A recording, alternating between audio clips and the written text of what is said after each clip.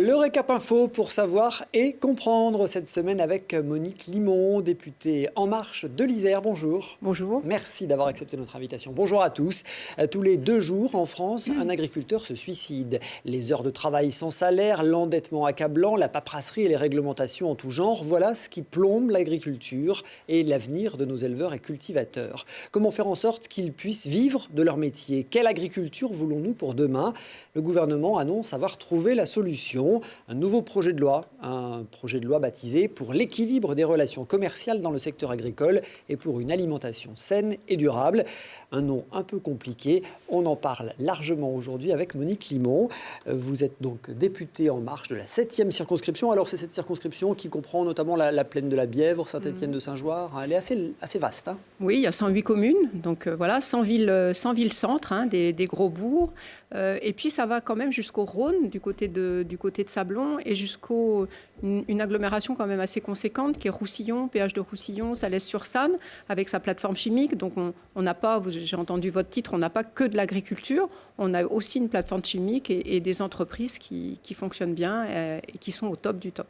Alors vous avez été élu avec 52% des voix en juin dernier, hein, dans la dynamique de la vague En Marche.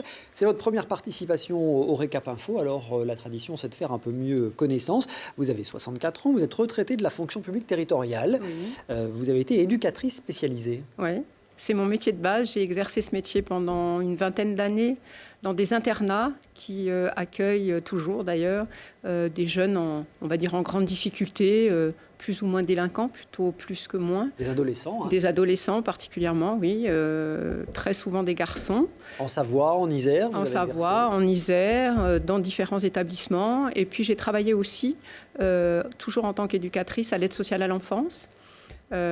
Qui est une particularité, on va dire, de l'action éducative. Puis après, j'ai pris d'autres postes à responsabilité au sein du département. Voilà, au sein du Conseil général à l'époque, hein, en charge des politiques de solidarité. Donc c'est des sujets que vous connaissez bien. Ce n'est pas votre premier mandat électoral, puisqu'au moment de votre élection comme parlementaire, eh bien, vous étiez maire du petit village de Bressieux. Un mandat que vous avez évidemment abandonné du fait de la loi sur le non-cumul. C'est même la 2e fois que j'abandonne ce mandat, puisque j'ai déjà été élue maire de Bressieux en 89. Et de par mes fonctions, justement, au département, j'ai dû arrêter au cours du 2e mandat. Et là, une nouvelle fois, j'ai été réélue, on va dire comme ça, maire, parce que j'étais retraitée. Sinon, je ne pouvais pas aller dans une fonction élective.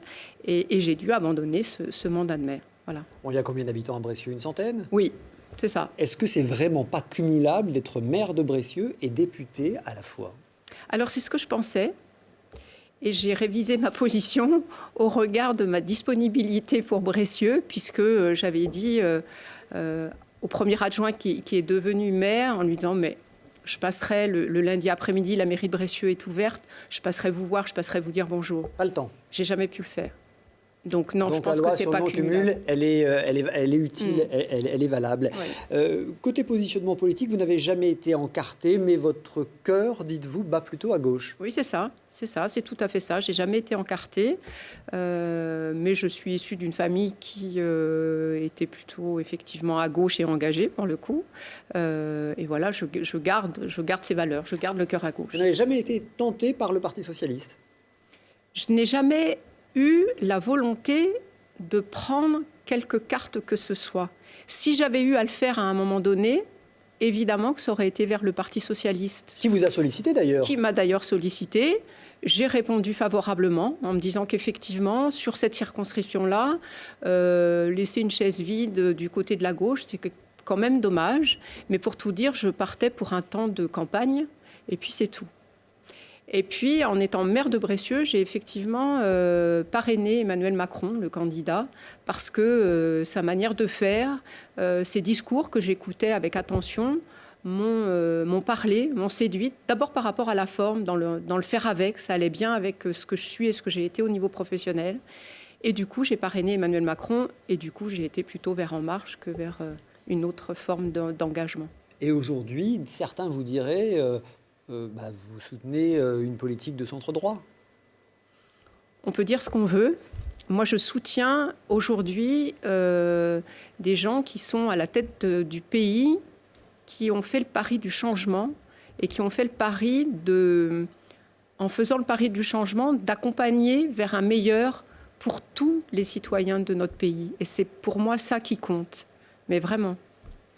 Vous n'êtes pas déçu par effectivement le fait que certains disent bon, finalement il y a un peu moins de débat que ce qu'on pouvait imaginer au moment de la campagne. Alors moins de débat... Moins de co-construction, on va dire. Moins de débat, je ne sais pas, parce que... Alors, je vais parler de moi, puisque c'est quand même plus facile. Moi, je vois mon mandat de député comme un passeur, un peu, entre le national et le local et le national. Et du coup, je m'engage à décliner sur le territoire, sur la circonscription, les différents sujets qui sont en travail à l'Assemblée et qui correspondent au territoire. Donc, j'ai décliné les États généraux de l'alimentation, mais j'ai décliné aussi la réforme de l'apprentissage. On va le faire pour les entreprises. Enfin, voilà, je pense que moi, je vois mon mandat comme ça, et je pense que là, l'expression, la concertation, la co-construction, elle est bien aujourd'hui en marche, si je puis dire. Et à l'Assemblée, c'est pareil. Alors, on vous a vu à l'Assemblée, dans l'hémicycle, vous siégez à la Commission des affaires économiques. Oui. C'est une commission qui est assez intéressante parce qu'on va passer un peu tous les sujets. Oui, c'est vrai. Mais mon engagement à la Commission des affaires économiques, elle avait d'abord une volonté bien précise, c'était de m'engager dans l'agriculture. C'est un engagement de campagne. Au cours de la campagne, j'ai rencontré effectivement des agriculteurs, des syndicats d'agriculteurs, qui m'ont raconté un petit peu leur malaise, leur mal-être et leur envie de continuer à avancer, à progresser. Et je leur ai dit, écoutez, moi, je ne viens pas de ce monde-là, je n'y connais rien. Mais avec vous, je vais apprendre et je vais porter ce sujet-là. C'est pour ça que je me suis inscrite à la Commission des affaires économiques, avant tout.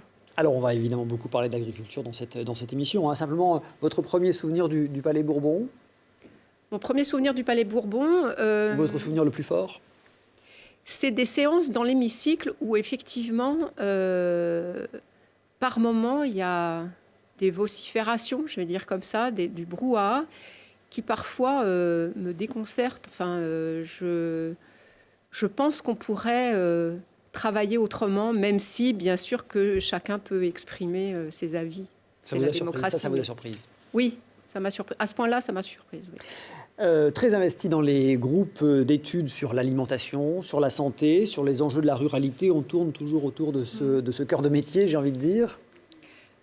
Oui, je pense qu'à partir du moment où on attrape un sujet qui concerne la circonscription, puisqu'on est bien là et en circo et dans le national, je pense qu'il faut s'engager à fond. Et c'est pour ça que j'ai proposé effectivement ma candidature pour être coprésidente de ce groupe d'études, puisqu'il y a des groupes d'études un petit peu sur tous les sujets, mais sur le groupe d'études alimentation et santé, me disant que ça ferait une suite tout à fait logique avec ce projet de loi sur l'agriculture et l'alimentation. Je le copréside avec Guillaume Garot, qui est lui-même un ancien ministre de l'agroalimentaire. Bon, vous avez donc été une des animatrices, une des responsables de ce texte de loi En Marche à l'Assemblée sur les états généraux de l'alimentation. Vous avez organisé notamment la concertation ici en Isère, référente du projet de loi sur l'équilibre des relations commerciales dans les secteurs agricoles et alimentaires. On va beaucoup parler d'agriculture avec vous. Le secteur est en crise, la profession est en plein désarroi. Même quand on n'aime pas la sinistrose, ça on le reconnaît, tout le monde est d'accord là-dessus, la profession va mal. Alors oui, la profession va mal, mais ça ne veut pas dire qu'on est dans la sinistrose non plus. Je pense que le mérite du président de la République est d'avoir initié effectivement ces états généraux de l'alimentation qui viennent en amont du projet de loi. Le projet de loi est le résultat de ces états généraux de l'alimentation, donc d'une concertation et de l'expression de chacun des professionnels de la chaîne.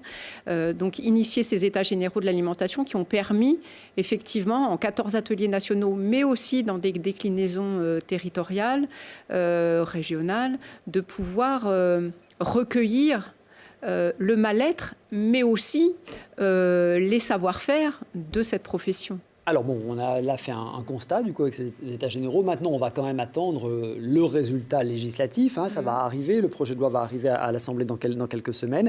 Sur le constat quand même, en 2017, la France comptait plus d'1 million d'exploitations en 88. Il y en a aujourd'hui moins de 500 000. Jusqu'où ça va aller comme ça ? Ben, on espère que ça va s'arrêter. En tous les cas, on fait tout pour. Alors, il y aura effectivement la loi, mais tout ne sera pas dans la loi. Il y a aussi un groupe de travail au niveau national sur le foncier qui travaille justement à l'implantation des jeunes agriculteurs et comment on fait ces réserves-là. Mais vous savez bien que les réserves foncières, elles sont très fragiles. Sur votre circonscription, dans le Nord-Isère, on sait que les terres agricoles sont très convoitées pour faire des routes, pour faire des zones industrielles. Comment on fait ? Ben, comment on fait ? C'est un choix. Moi, je crois que voilà, à partir du moment où on veut maintenir une agriculture dans notre pays, eh bien, il va falloir lui en donner les moyens. Donc, je ne peux pas vous donner le résultat de ce groupe de travail sur le foncier avant qu'il n'ait abouti. Donc, voilà. Mais en tous les cas, chacun est autour de la table pour y travailler.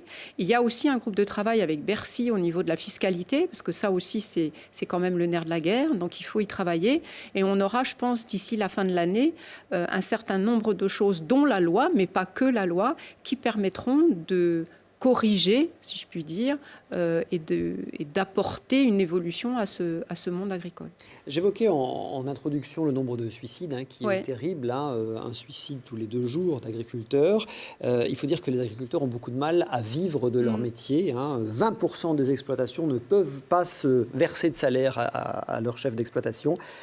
Et c'est bien tout l'objectif aujourd'hui du projet de loi, c'est de faire en sorte que les agriculteurs puissent retrouver un salaire, un revenu. C'est la porte d'entrée principale. Il n'y a pas que celle-là, mais c'est la porte d'entrée principale. Il faut d'abord, c'est quand même incroyable que c'est une profession dont les coûts de production ne sont jamais pris en compte. Vous travaillez, j'ai travaillé, on avait un salaire à partir de ce qu'on produisait comme travail. Là, ce n'est pas le cas. Donc, il faut effectivement inverser cette construction du prix et démarrer du coût de production, donc des agriculteurs. C'est comme ça qu'il faut l'envisager. Et effectivement, le premier titre de la loi est consacré à des outils, on va dire, une boîte à outils qui permettent effectivement de pouvoir inverser la construction du prix. Vous dites qu'il faut remettre l'agriculteur au cœur du circuit. Un agriculteur doit impérativement pouvoir vivre de son travail, du fruit de son travail. Comment on fait pour remettre l'agriculteur au cœur du système ? Qu'est-ce qui ressort des états généraux que vous avez pu mener avec les professionnels ? Ce qui ressort des états généraux, c'est qu'effectivement, le métier d'agriculteur est peut-être à réexpliquer. Parce que, contrairement à ce qu'il a été pendant de nombreuses années et qui peut être encore aujourd'hui, ce n'est pas que quelqu'un qui laboure sa terre et qui plante et qui récolte. C'est aussi un chef d'entreprise, c'est aussi quelqu'un qui doit s'organiser, qui doit travailler, on va dire, en réseau pour pouvoir s'en sortir. Et du coup, mettre l'agriculteur au centre, c'est vraiment lui donner les capacités à pouvoir s'organiser pour être fort vis-à-vis, effectivement, de ceux qui ont beaucoup plus l'habitude que lui à négocier les prix. Alors, on va prendre les objectifs les uns après les autres. L'objectif de ce projet de loi, qui sera étudié quand ? Courant mai, c'est ça ? Alors, il a déjà été étudié en commission des affaires économiques, avec 2000 amendements. Donc, on ne peut pas dire que le travail parlementaire ne se fait pas ou ne se fait plus, à partir du texte du gouvernement. Et il sera dans l'hémicycle la semaine du 22 mai. Et on part sur toute la semaine pour étudier tous ces articles. Alors, premier objectif, vous le disiez, payer le juste prix aux producteurs pour leur permettre de vivre dignement de leur travail en partant des coûts de production. Ça paraît une évidence de dire ça. C'est une évidence, mais ce n'est pas fait. Donc voilà. Alors le premier travail quand même des États généraux sur la volonté du président de la République a été de demander à chacune des filières de travailler un plan de filière, parce que c'est eux les professionnels qui sont le mieux placés quand même pour dire ce qu'ils font, comment ils le font et comment ça va s'organiser. Donc à partir de ces plans de filière, créer effectivement des coûts de production pour le ramener au plus près de l'agriculteur. Mais quand on parle de meilleure répartition des valeurs, puisque c'est ça dont il s'agit, on évoque tout de suite les intermédiaires, la grande distribution. Comment est-ce qu'on va contraindre la grande distribution de jouer le jeu ? Alors contraindre, je ne sais pas si c'est bien le mot juste. En tous les cas, on mise sur une intelligence collective. Moi, c'est comme ça que j'appelle ça. Parce que s'il n'y a plus de production, il n'y aura plus de distribution demain. Et on sait qu'aujourd'hui, même les distributeurs, pour certains, sont quand même dans certaines difficultés. Aujourd'hui, c'est le consommateur qui a le dernier mot. Et aujourd'hui, le consommateur, il ne veut plus consommer tout à fait de la même façon qu'hier, et il veut plus de qualité et il veut de la transparence dans les produits. Donc je pense que même les distributeurs doivent se mettre au goût du jour de ça. Bon, vous avez bien conscience que ce ne sera pas facile. Même le ministre parle d'un inversement de rapport de force. Absolument. Bien sûr que ça ne sera pas facile. Ça ne va pas se faire du jour au lendemain. Ça ne va pas se faire en un claquement de doigts. Mais cette loi permet de mettre un cadre légal à des échanges autrement. Il y a même, mais bon, c'est encore pas finalisé, mais c'est vrai que le rapporteur de la loi, Jean-Baptiste Moreau, a fait passer un amendement qui sortirait de ces négociations annuelles, qui sont d'un stress pas possible, sortirait les produits alimentaires et agroalimentaires.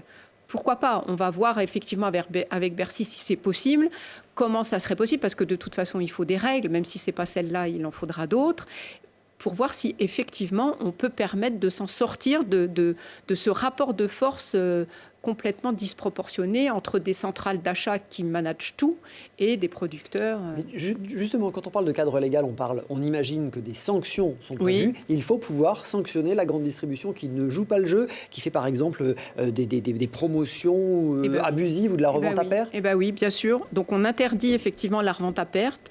On mise sur effectivement que le seuil de revente à perte, on ne puisse pas excéder 10% pour que les marges des distributeurs se répartissent autrement. Alors, bien sûr que là, on mise sur leur intelligence, mais je pense qu'ils ont tout à y gagner. S'ils veulent que le consommateur vienne dans leur magasin pour acheter des produits de circuit court, il va bien falloir qu'ils mettent un petit peu moins de marge là et un petit peu plus de marge sur des produits dont on a vu qu'ils faisaient la une des journaux, passé quelque temps, pour qu'effectivement on retrouve un équilibre. Ils ne seront pas perdants, je pense. Ils ne seront pas perdants, mais ça sera juste un rééquilibrage. Alors on va continuer à parler de ce projet de loi avec un autre objectif dans un instant, mais avant cela, pour rendre les choses très concrètes, j'aimerais qu'on parle d'agriculture, de l'agriculture en Isère. Elle était largement représentée en février dernier au Salon de l'agriculture, et on va voir que l'agriculture iséroise est très diversifiée. Chaque année, c'est la grande messe des agriculteurs. Le retentissement des cloches lui donnerait même presque une ampleur spirituelle. Le salon de l'agriculture est l'occasion pour des milliers d'exploitants de mettre en avant leur travail. L'Isère et ses 37% du territoire dédié à l'alimentation, qu'elle soit par l'élevage ou par la culture des sols, ne manquent jamais à l'appel de ce grand rendez-vous. C'est la référence des salons agricoles, tout simplement. C'est la première année qu'on est là avec notre vache. C'est une fierté. C'est toujours un plaisir de se déplacer sur le salon de l'agriculture. Et mettre une vache au salon de l'agriculture, c'est encore mieux. C'est extraordinaire pour nous. Au rayon des bêtes, le Vercors n'était pas mal loti, puisqu'en plus de la Villarde, le parc naturel régional célébrait aussi l'entrée au salon d'une nouvelle race, le cheval du Vercors de Baracan. C'est une grande première. Comme ce n'était pas une race avant, elle n'avait pas encore vraiment sa place sur des événements comme le salon de l'agriculture. Et grâce à l'obtention de sa reconnaissance, on a pu monter. En véritable rencontre professionnelle grand public, le Salon de l'agriculture offre une exposition sans pareille, et notamment à la future marque créée par le département Agri-Isère. Cette marque, bien sûr, va s'adresser aux consommateurs isérois, à ceux de la métropole, mais à ceux de tout le département. Mais aussi, cette marque doit avoir une notoriété nationale. Nous avons des produits de qualité, nous avons des producteurs de qualité et nous voulons les mettre en avant. Nous sommes fiers d'être isérois. Des produits tels que la noix de Grenoble. C'est pour ça qu'on est là, pour les faire découvrir à tous les Parisiens qui ne les connaissent pas forcément. Et c'est un plaisir. Ou encore le Saint-Marcelin. Il est bon, il est très bon, il a un bon petit goût de chèvre, une bonne structure, un petit peu ni trop molle ni trop dure. Il a un goût pas trop fort, pas trop prononcé, ce qui est agréable. Visiter le stand de l'Isère, c'est visiblement l'adopter. Paris gagné donc pour la quarantaine de producteurs ayant quitté leur prairie pour visiter la capitale. Voilà qui nous montre bien les différents visages que peut prendre l'agriculture sur les territoires.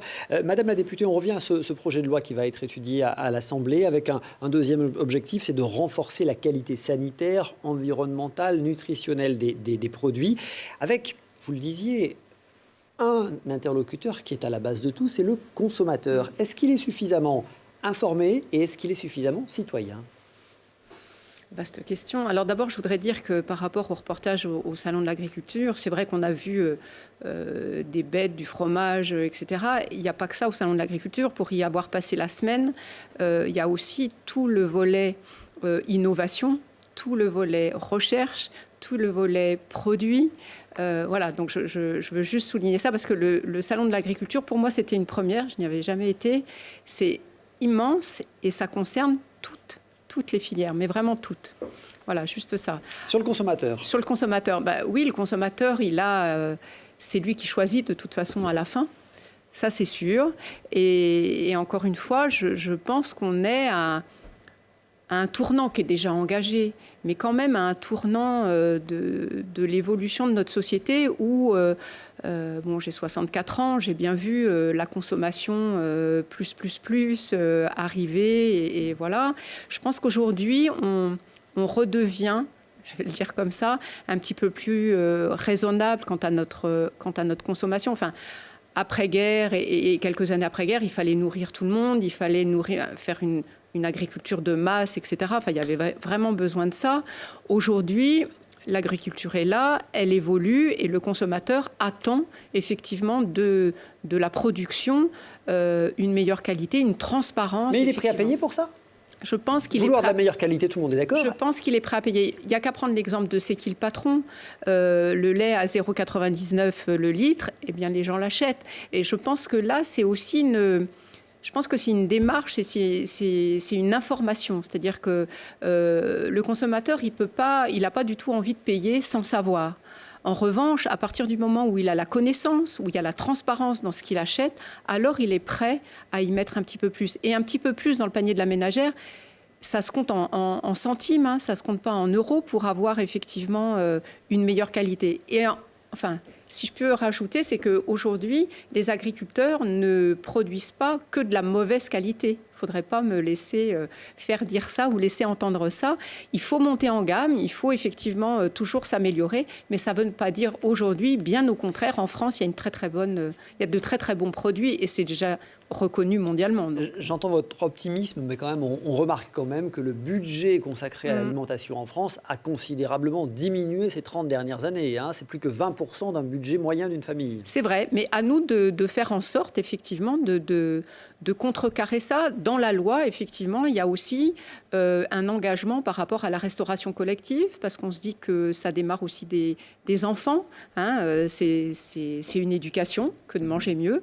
Donc, si on leur donne l'habitude de manger mieux à l'école, eh bien, ça entraînera aussi de manger mieux en famille. Mais là aussi, c'est une question de prix. On entend notamment, je crois, vos collègues de la commission du développement durable qui étaient partants pour imposer 50% de bio dans les cantines scolaires. C'est plus cher. Qui va payer cette différence ? Alors, les parents sont prêts à payer plus cher les repas. D'abord, ce que je vais dire, c'est que le manger mieux n'est pas forcément plus cher, parce que le manger mieux permet de moins gaspiller. Et l'argent qu'on économise du côté du gaspillage, on peut tout à fait le mettre dans la composition des repas. J'en veux pour preuve l'Isère, qui est assez exemplaire à ce niveau-là, puisque le département, avec ses collèges, fait déjà ça. Et nous, on a mis dans la loi 50% de circuits courts, dont 20% en bio. Aujourd'hui, le département, au niveau des collèges, il est, je crois, à 33%, quelque chose comme ça. Et il n'a pas perdu d'argent. Et tout le monde s'y retrouve. Donc, il faut consommer mieux. Et à partir du moment où on consomme mieux, on gaspille moins. Et tout ce qu'on économise du côté du gaspillage, on peut le mettre dans l'alimentation. Donc là, c'est une nouvelle façon de consommer. C'est une nouvelle culture. Ça va prendre du temps.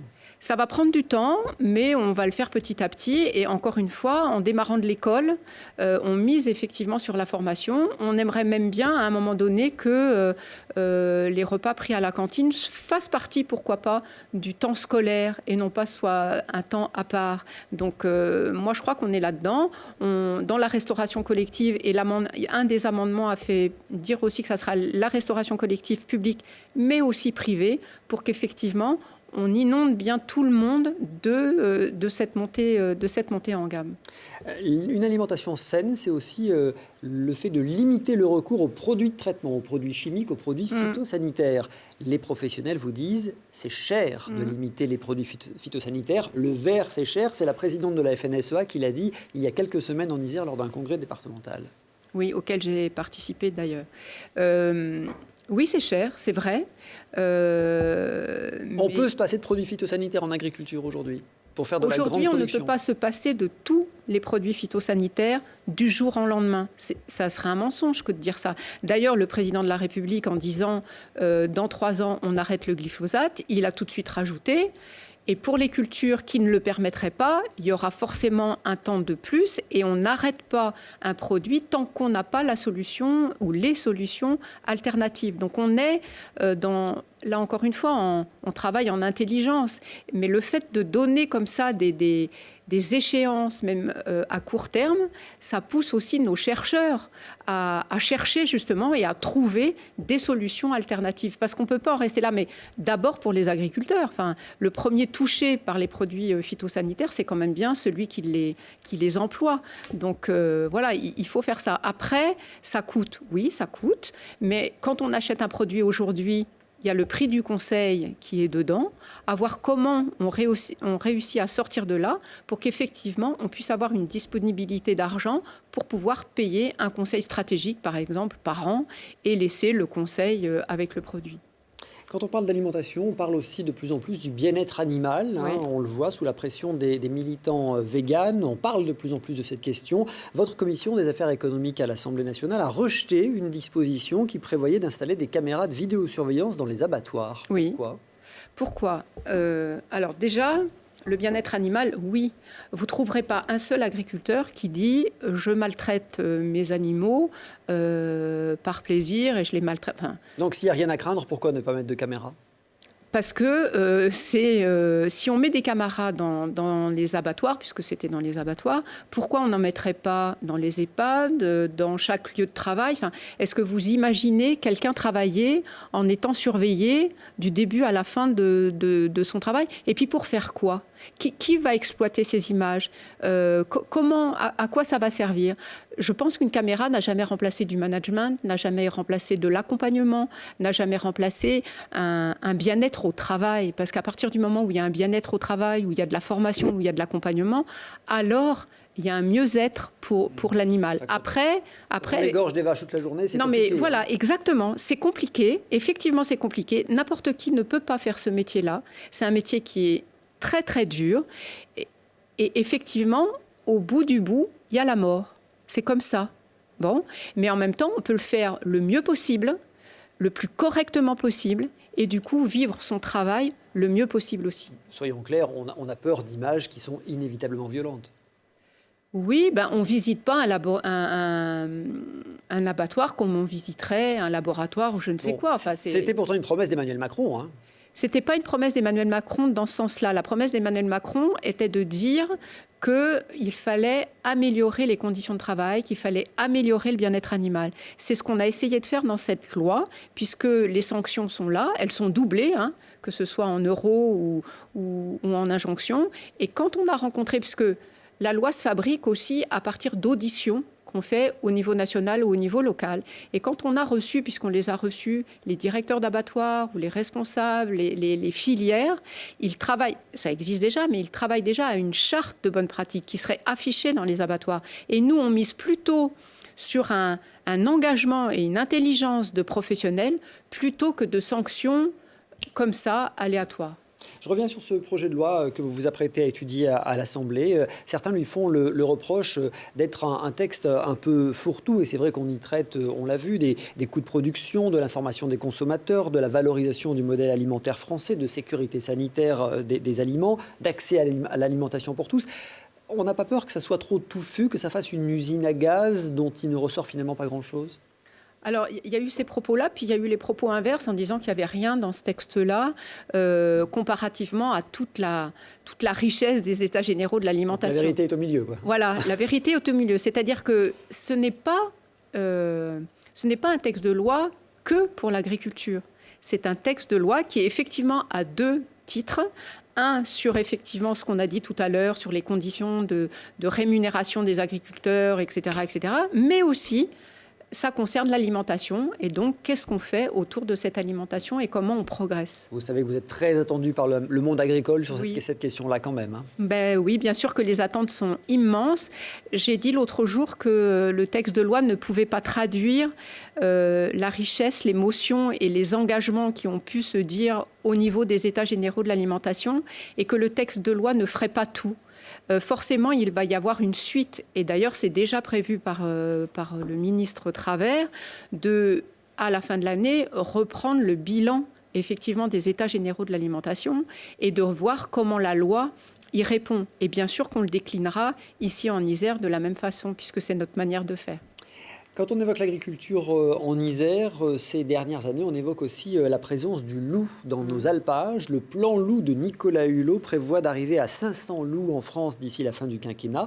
Il y en aurait aujourd'hui 350 à 400. Pour de nombreux éleveurs, vous les entendez, la cohabitation est impossible. Alors j'ai pour ma part, avec d'autres députés, signé une tribune sur le loup qui disait en quelques mots qu'il allait falloir trouver une solution. Le fameux en même temps. Alors, le fameux en même temps. Non, alors, mais qu'il allait falloir trouver effectivement une manière de cohabiter. Et à notre idée, cette cohabitation ne peut être réfléchie et travaillée que territoire par territoire. On ne va pas faire la même chose en montagne, en plaine, près des habitations ou pas. Donc nous, on mise encore une fois sur l'intelligence des professionnels et de travailler avec. C'est-à-dire que c'est vraiment... J'entends bien, mais ça veut dire combien de loups dans nos alpages isérois? Est-ce qu'on donne des autorisations d'abattage? Aujourd'hui, on peut abattre 40 loups chaque année en France. Est-ce que c'est suffisant? Je ne peux pas vous répondre à ça. Moi, je ne sais pas s'il en faut 40, 41 ou 38. En revanche, ce que je sais, c'est que le loup est là et qu'on doit garder quand même notre pastoralisme, qu'on doit quand même garder nos troupeaux. Donc, comment on fait à partir de là pour que le loup puisse vivre à un endroit sans venir empiéter sur les troupeaux? Comment on fait? Comment on fait? On se protège et on fait en sorte que le loup ne soit pas partout. Parce que sinon, effectivement, il y a des mélanges, il y a même des mélanges de races avec les patous, etc. Les hybridations, oui. Oui, et du coup, c'est invivable pour tout le monde. Donc moi, je pense qu'effectivement, il faut le traiter au niveau territoire par territoire. Et ça veut dire que vous ne seriez pas hostile concrètement à ce qu'on autorise, entre guillemets, le loup à être sur les zones non pâturées et sur les zones pâturées avoir des prélèvements plus nombreux? Oui, absolument. Absolument, parce qu'il faut... le vivre ensemble, il est quand même compliqué. Donc, pour pouvoir le faire qu'il existe, il faut avoir des solutions, parfois jusqu'au boutiste. Puisqu'on parle d'aménagement du territoire, on va changer. On va aller sur la route. Un mot sur le 80 km/h. Sur les routes départementales, alors la mesure entrera en vigueur au 1er juillet. Sur les routes bidirectionnelles, une fois une voie sans séparateur central, c'est très précis. Le gouvernement a l'air de tenir bon, mais vous savez que les départements font de la résistance là-dessus. Oui, alors chaque préfet aura aussi à travailler avec les partenaires locaux pour définir effectivement quelle route, dans ce que vous avez décrit, mais quelle route exactement sera à 80 km/h. Donc certaines pourront rester à 90 ? On verra. Après, c'est une expérimentation sur 2 ans. On a dit qu'au bout de 2 ans, on en ferait le bilan et on verrait si effectivement il y a moins d'accidents, il y a moins de morts, parce que c'est quand même ça l'enjeu. C'est pas 80 km/h pour enquiquiner tout le monde, à rouler moins vite sur la route. C'est pas de ça qu'il s'agit. Il s'agit quand même de faire en sorte de trouver, là encore, une solution pour que la route tue moins. Donc on a pris cet engagement-là. Dans 2 ans, on fera le bilan de cette expérimentation et on verra. L'argument de l'expérimentation, vous savez qu'il a du mal à être crédible. Une expérimentation, ça se fait sur un territoire. On pouvait très bien choisir 1 ou 2 régions françaises, faire une expérimentation sans changer tous les panneaux 90 en France. C'est vrai, mais là, comme disent les enfants, on va faire pour de vrai et on va faire comme ça. Alors, vous nous disiez tout à l'heure que vous aviez aussi travaillé sur la réforme de l'apprentissage. Oui. Je rappelle que vous êtes membre du groupe d'études à l'Assemblée nationale sur cette réforme de l'apprentissage. Une vingtaine de mesures ont été annoncées par la ministre du Travail, Muriel Pénicaud, pour revaloriser l'apprentissage. Mais on a l'impression que gouvernement après gouvernement, chacun nous dit l'apprentissage, c'est la voie d'excellence, il faut mettre le paquet là-dessus et les chiffres ne décollent pas. Je pense que là encore, peut-être un peu comme pour l'alimentation, on a voulu à un moment donné tout miser sur l'enseignement secondaire et universitaire. Et on a décrié la voie de l'apprentissage. Je crois qu'aujourd'hui, avec des preuves à l'appui en termes d'excellence de parcours, que l'apprentissage commence à redorer son blason, si je puis dire. Et cette réforme est là pour accompagner ce mouvement. Et moi, j'y crois.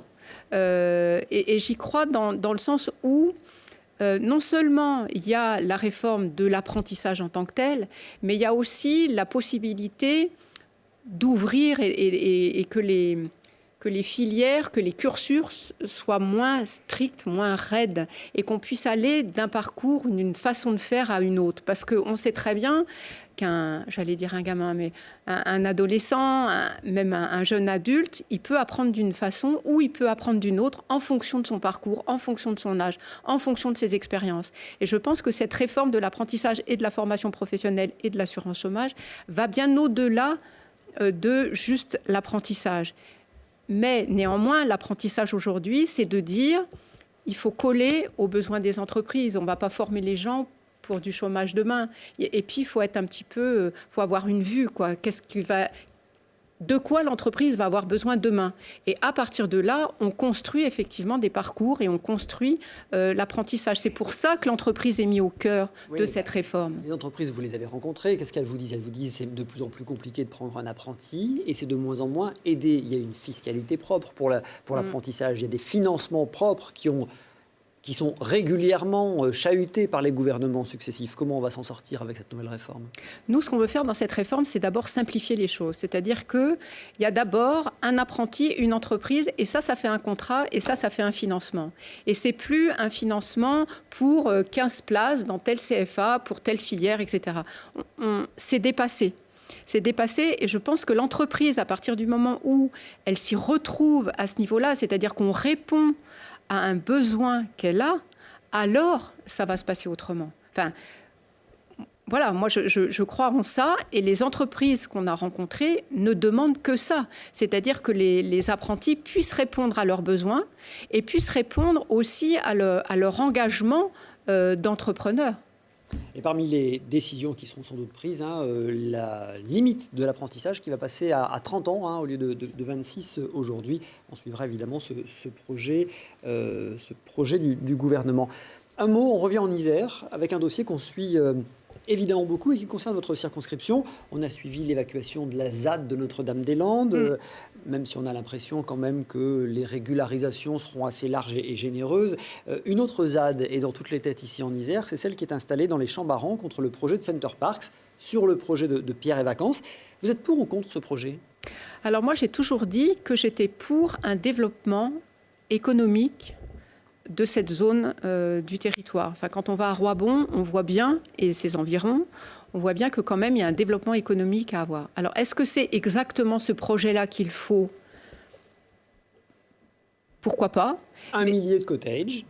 Non, mais ce projet-là, il date de 10 ans. Donc, moi, je pense qu'un projet qui date de 10 ans, il est forcément à revoir. On ne fait pas la même chose il y a 10 ans qu'aujourd'hui. Donc, forcément, ça sera à revoir. Comment exactement, je ne sais pas. De toute façon, on attend la décision de justice qui devrait tomber là en juin sur les recours qui ont été posés. Jusqu'à présent, Pierre et Vacances a toujours répondu en s'exécutant sur les demandes qui étaient déposées en termes de recours.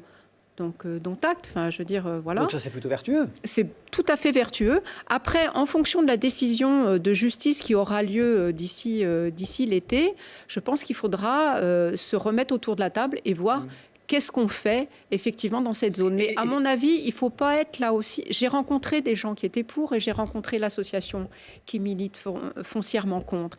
Et à chacun, je dis que... là, encore une fois, c'est peut-être le en même temps et c'est peut-être le milieu qu'il faut trouver. C'est-à-dire qu'il faut trouver un développement pour cette zone, mais il faut que ça soit du donnant-donnant. On ne va pas créer quelque chose qui développerait de l'économique en détruisant l'environnement. Enfin, ça serait idiot. On est d'accord. Sur la méthode de lutte, le fait d'occuper comme ça un site pendant 10 ans pour s'opposer à un projet, est-ce que c'est... Moi, je suis foncièrement contre, si c'est ça que vous voulez me faire dire. Votre avis? Mon avis, c'est celui-là. Je pense que c'est de toute façon un projet qui dure 10 ans sans voir le jour. À mon avis, c'est qu'il y a quand même quelque chose quelque part qui ne va pas. D'une ZAD. Et sur une ZAD, pour moi, ce n'est pas à faire. Pour moi, les gens n'ont pas à occuper des terrains ou des habitations qui ne leur appartiennent pas sans autorisation. C'est clair. C'est clair. Merci Monique Limon d'avoir été claire dans ce récap info. Retrouvez-nous tout de suite sur les réseaux sociaux, sur Internet. On va faire un petit supplément. Je vais vous demander ce que vous pensez de cette première année d'Emmanuel Macron à l'Élysée. Merci en tout cas d'avoir accepté notre invitation. Merci à tous de votre fidélité. Pas de récap info la semaine prochaine. On se retrouve donc dans 2 semaines.